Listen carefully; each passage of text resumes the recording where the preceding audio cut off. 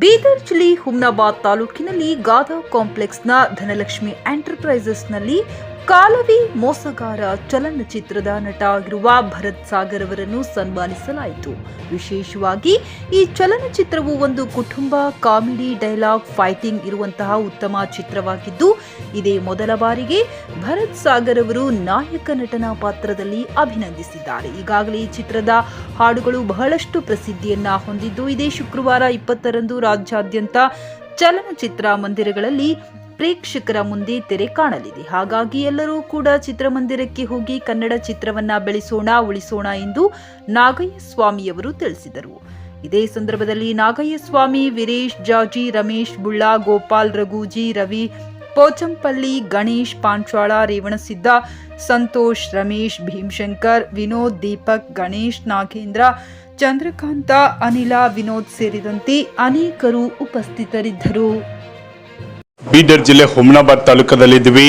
ವಿಶೇಷವಾಗಿ ನೋಡ್ಬೋದು ತಾವೇನಪ್ಪ ಅಂದರೆ ಕಾಲವೇ ಮೋಸಗಾರ. ಹೌದು ವೀಕ್ಷಕರೇ, ಇದೊಂದು ಹೊಸ ಕಥೆ. ನಿಜಕ್ಕೂ ಕೂಡ ಒಂದು ಟ್ರೇಲರ್ ಅದ್ಭುತವಾದಂಥ ವೀಕ್ಷಣೆಯನ್ನು ಪಡ್ಕೊಂಡು ಒಂದು ನಾಯಕರಾಗಿ ನಟನೆಯನ್ನು ಮಾಡಿರುವಂಥ ಭರತ್ ಸಾಗರ್ ಅವರು ನಮ್ಮ ಜೊತೆ ಇದ್ದಾರೆ. ಬನ್ನಿ ಏನು ಹೇಳ್ತಾರೆ, ಮೂವಿ ಒಂದು ಯಾವ ರೀತಿಯಾಗಿದೆ, ಯಾಕಂದರೆ ನಿಜಕ್ಕೂ ಕೂಡ ಟ್ರೇಲರ್ ಒಂದು ಹೊಸದಾದಂಥ ದಾಖಲೆ ಬರೆಯುವಂಥದ್ರಲ್ಲಿ ಓಡ್ತಾ ಇದೆ. ಹಾಗಾದರೆ ಬನ್ನಿ ಈ ಮೂವಿ ಕುರಿತಾಗಿ ನಾಯಕ ನಟರು ಏನು ಹೇಳ್ತಾರೆ ಅನ್ನೋದನ್ನ ಕೇಳೋಣ. ಸರ್ ನಮಸ್ಕಾರ. ನಮಸ್ಕಾರ ಸರ್, ನಮಸ್ಕಾರ. ನನ್ನ ಹೆಸರು ಭರತ್ ಸಾಗರ್ ಅಂತ. ಇವತ್ತು ಬೀದರಿಗೆ ಬಂದಿದ್ದೀನಿ, ತುಂಬ ಖುಷಿ ಆಗ್ತಿದೆ. ನಮ್ಮ ಸಿನಿಮಾ ಕಾಲವೇ ಮೋಸಗಾರ ಅಂತ ರಿಲೀಸ್ ಆಗ್ತಿದೆ. ನನಗೆ ಫಸ್ಟ್ ಟೈಮ್ ನಾನು ಹೀರೋ ಆಗಿ ಬರ್ತಿರೋ ಸಿನಿಮಾ. ನೀವೆಲ್ಲರೂ ಸಪೋರ್ಟ್ ಮಾಡಿ.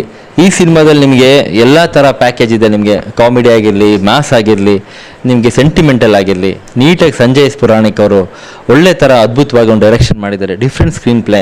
ಈ ಸಿನಿಮಾದಲ್ಲಿ ನಿಮಗೆ ಕಾಮಿಡಿ ಅಂದರೆ ಕುರಿ ಪ್ರತಾಪ್ ಸರ್ ಒಂದು ಒಳ್ಳೆ ಥರ ಆ್ಯಕ್ಟ್ ಮಾಡಿದ್ದಾರೆ. ಕಂಪ್ಲೀಟ್ ನನ್ನ ಸಿನಿಮಾದಲ್ಲಿ ಎಂಡ್ ತನಕ ಜರ್ನಿ ಮಾಡ್ತಾರೆ. ಇನ್ನು ಬಿಟ್ವೀನಲ್ಲಿ ವಿಜಯ್ ಚಂಡೂರು ಅಂತ ನೀವು ಆಲ್ರೆಡಿ ಕೇಳಿದ್ದಾರೆ. ಅವರು ಈಗ ಇತ್ತೀಚೆಗೆ ಅವರು ತುಂಬ ಫೇಮಸ್ ಆಗಿದ್ದಾರೆ.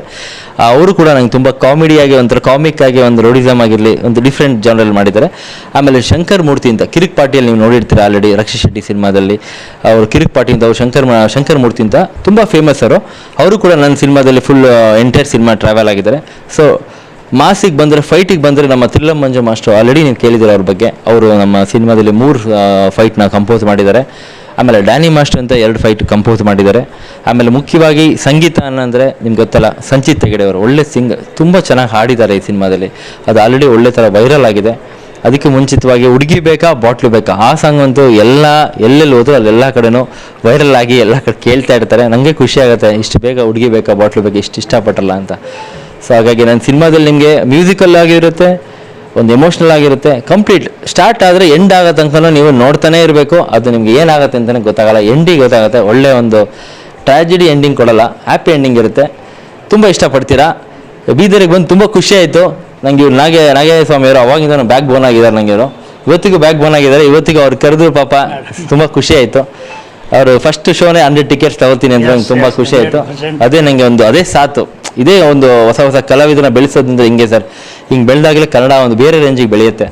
ಒಂದು ಈಗ ದೊಡ್ಡ ಸ್ಟಾರ್ ಆಗಿ ಬೆಳೆದಿದ್ದಾರೆ. ಅವರಂತೂ ಹೇಳ್ತಿರೋದು, ಅವ್ರು ಬೆಳೆದಿದ್ದಾರೆ.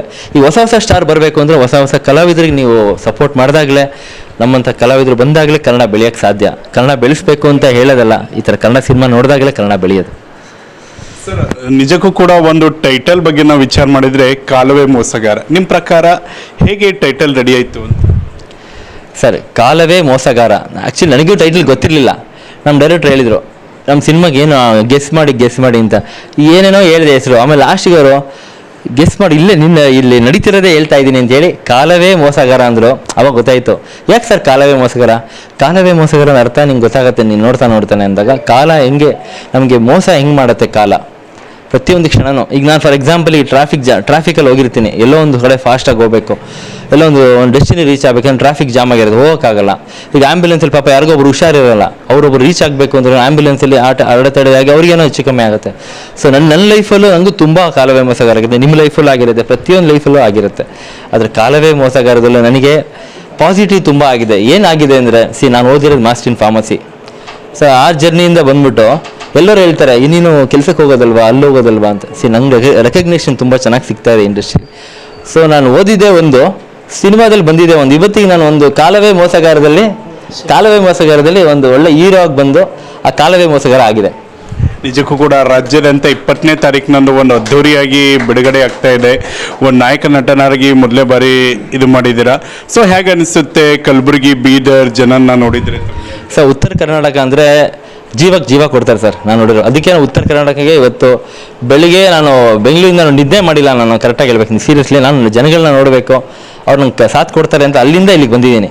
ಖಂಡಿತ ಉತ್ತರ ಕರ್ನಾಟಕ ಬೀದರ್ ಆಗಿರಲಿ, ಗುಲ್ಬರ್ಗ ಆಗಿರಲಿ, ನಮ್ಮ ಬೆಳಗಾಂ ಆಗಿರಲಿ, ನಮ್ಮ ಬಳ್ಳಾರಿಯಿಂದ ಬಂದ್ವಿ, ಹೊಸಪೇಟೆ ಆಗಿರಲಿ, ಗದಗ್ ಆಗಿರಲಿ, ಬಿಜಾಪುರ ಆಗಿರಲಿ, ಹುಬ್ಳಿ ಆಗಿರಲಿ, ಧಾರವಾಡ ಆಗಿರಲಿ, ದುರ್ಗ ಆಗಿರಲಿ, ಬಾಗಲಕೋಟೆ, ಹೇಳ್ತೀನಿ ಪ್ರತಿಯೊಂದು ಡಿಸ್ಟಿಕ್ಕು ನಂಗೆ ಸಪೋರ್ಟ್ ಮಾಡ್ತಾರೆ ಸರ್.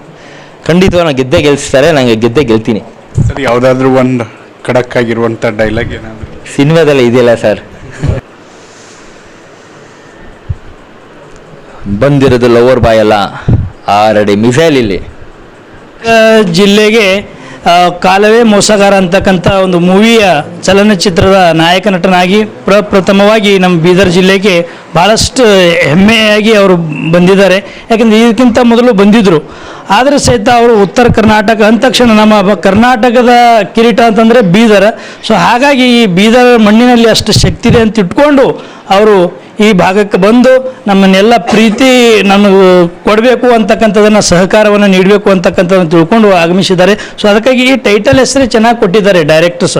ಏನು ಅಂದರೆ ಕಾಲವೇ ಮೋಸಗಾರ ಅಂತಕ್ಕಂಥ. ಪ್ರತಿಯೊಬ್ಬರ ಜೀವನದಲ್ಲಿ ಏನಾಗ್ತದೆ ಅಂದರೆ ನಾನು ಎಲ್ಲೋ ಹೋಗಿ ರೀಚ್ ಆಗಬೇಕಂತೀವಿ, ಅಲ್ಲಿ ರೀಚ್ ಆಗ್ಲಿಕ್ಕೆ ಆಗಂಗಿಲ್ಲ. ಕಾಲವೇ ಮೋಸಗಾರ ಅಂತಂದರೆ ಸಮಯ ಎಲ್ಲರನ್ನ ಕಾಲು ಎಳೀತದೆ ಅಂತಕ್ಕಂಥದ್ದನ್ನು ಆಗ್ತದೆ. ಇದ್ರದ್ದು ತಾತ್ಪರ್ಯ ಎಲ್ಲರ ಕಾಲು ಎಳೀತದೆ ಕಾಲ ಅಂತೀವಲ್ಲ. ಸೊ ಹಾಗಾಗಿ ಪ್ರತಿಯೊಬ್ಬರ ಜೀವನದಲ್ಲಿ ಪ್ರತಿಯೊಬ್ಬೊಬ್ಬರಿಗೆ ಸಮಯ ಏನು ಮಾಡ್ತದೆ ಅಂತಂದರೆ ಹಿನ್ನಡೆಯನ್ನು ಮಾಡ್ತದೆ. ಸೊ ಅದಕ್ಕಾಗಿ ನಾವು ಮೊದಲೇ ಪ್ರಿಪೇರ್ ಆಗಬೇಕು ಅಂತಕ್ಕಂಥದ್ದನ್ನು ಈ ಒಂದು ಟೈಟಲ್ ಹೆಸರಾಗಿದೆ. ಅದಕ್ಕಾಗಿ ಟೋಟಲ್ ಆಗಿ ಈಗಾಗಲೇ ಭರತ್ ಸಾಗರ್ ಈ ಮೂವಿಯ ನಾಯಕ ನಟನಾಗಿ ಹೇಳಿದ್ದಾರೆ.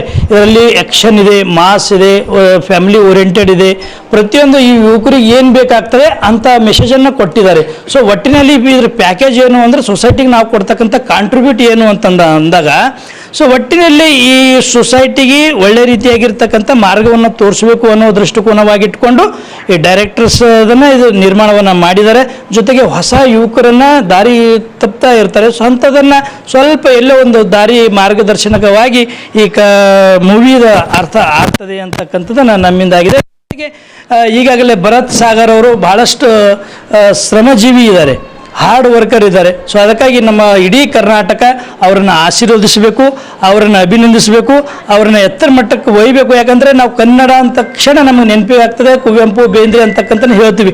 ಆದರೆ ನಿಜವಾಗಿ ನಾವು ಬೇಂದ್ರೆ, ಕುವೆಂಪು ಅವರ ಜೊತೆಗೆ ನಾವು ಕನ್ನಡ ಚಲನಚಿತ್ರಗಳನ್ನ ನೋಡಿದರೆ ಮಾತ್ರ ಏನಾಗ್ತದೆ, ಇನ್ನೂ ಕನ್ನಡ ಹೆಚ್ಚಿನ ಬೆಳವಣಿಗೆ ಆಗ್ತದೆ.